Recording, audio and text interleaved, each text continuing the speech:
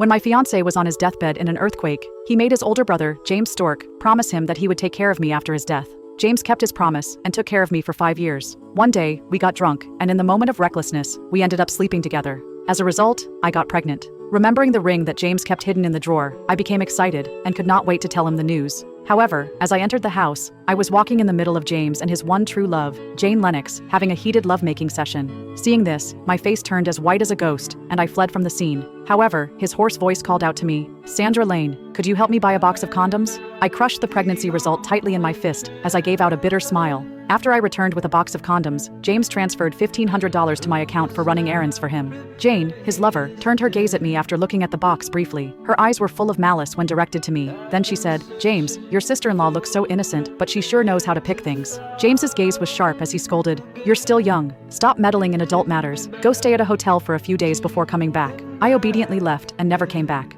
After that, I went to the doctor to abort our baby. When the doctor saw me return to her office, she was confused. "Is there something wrong?" she asked. I was not surprised she asked that question. After all, when I first found out I was pregnant, my face was flushed with joy. Now, it was deathly pale. I said to her, "Please schedule the earliest appointment for an abortion." Having seen the warmth and the coldness of human relationships, the doctor did not persuade me to do otherwise. However, when it came time to sign the consent form, she insisted I get a family member's signature. I pulled out my phone and instinctively pressed a speed dial. The phone only rang once, and before I could do anything, James had already hung up on me.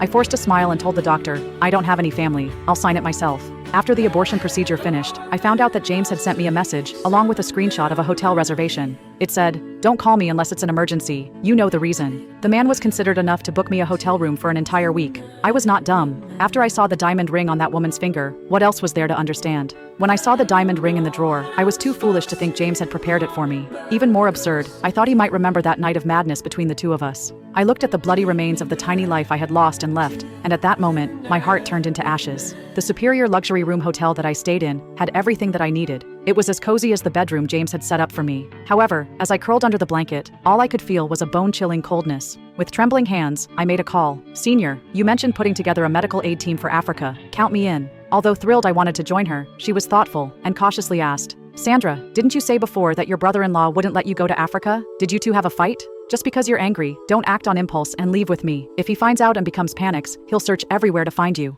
It was understandable. She had this concern. After that reckless night with James, I had sneaked away in embarrassment while he was still asleep. Later, he treated me the same as before, like his little sister, and acted as if nothing had happened. I was so angry with him, he had dared to do the deed but refused to own it. So I went traveling without saying a word to clear my mind. At that time, James turned the city upside down to find me. As a result, everyone knew that he treated his sister-in-law like his precious little sister. His act made me assume I must mean a lot to him. However, the reality was harsh. Turned out, I overestimated my importance. Now, just one night with his beloved was enough for him to offer me a hotel for a week. Once they got married, there was no place for me in that home. I could not bear to stay and see him and that woman displaying their love every single day. I hurriedly explained. He agreed with this. "Okay, I'll put your name on the list and send you all the information in a while so you can prepare everything in advance." Finally, my senior agreed. I booked a flight for 7 days later, enough time for me to stay at the hotel before leaving for good. As for things that I had to bring, I tried to think about them, but realized there was nothing I truly needed. Ever since that earthquake, I did not have a real home. Everything that I owned after that was brought by James. He had paid for all my expenses, so I did not have to touch the inheritance my parents had left me. I knew I had to repay him back, so I kept some for myself and sent the rest of the money that I owed to the card he gave me. Once I finished everything, without any thought in my mind, I fell into a deep sleep.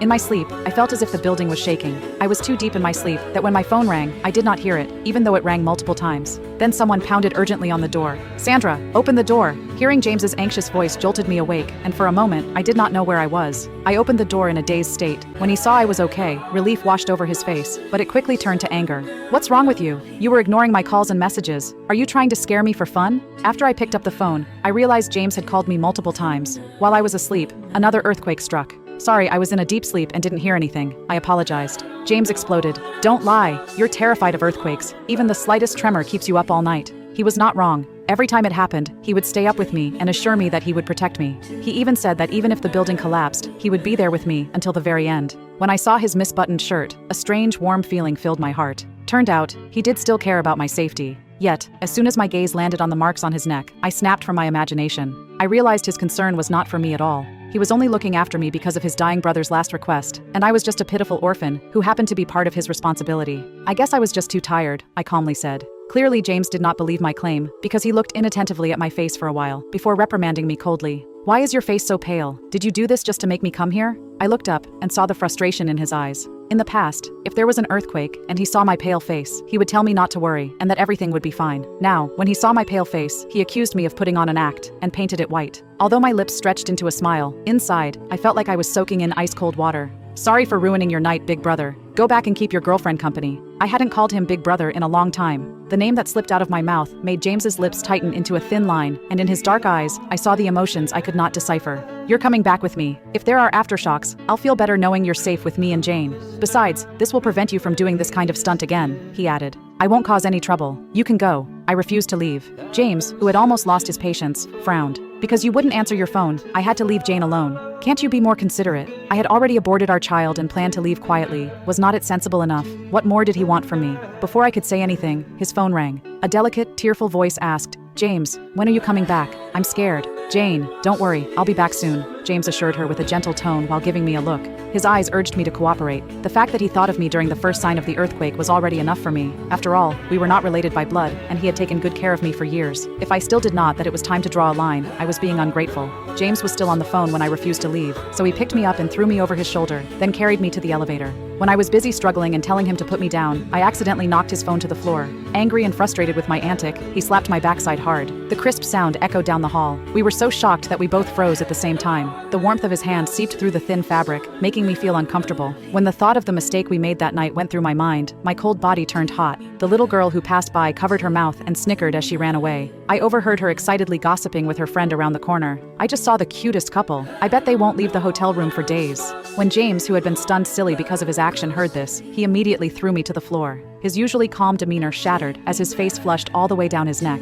Look at the mess you've caused. This is a disaster. I should never have bothered about you. After saying this, he picked out his phone and stormed off the hotel. I used all my strength to steady myself by holding onto the elevator doors until they were about to close. Then I collapsed, unable to stand anymore. He was the one who tried to drag me away, and he was the one who crossed the line.